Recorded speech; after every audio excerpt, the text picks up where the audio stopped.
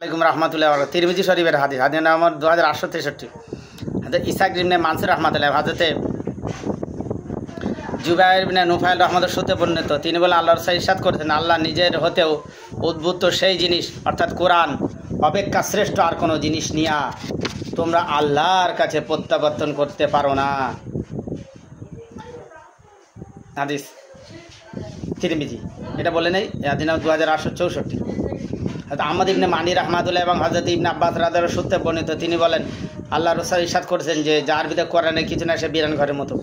ইমাম আবু ঈসা তিরমিজি রহমাতুল্লাহ বলেছেন এই হাদিসটি হাসান ও সহিহ। ব্যাখ্যা দুটো হাদিসের পূর্বে যে হাদিসটা নবী করিম কি বলেছেন যে তোমরা কোরআন ছাড়া আল্লাহর কাছে কোনো কিছু লে ফিরে যাইও না।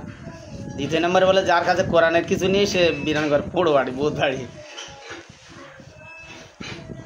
জানি কি ভাত আনতে যাচ্ছিস তাই নিয়ে যা আবেশ সাহেবের সঙ্গে ভাতটা নিয়ে আয় তোরা আসলে তা বান বাড়ি।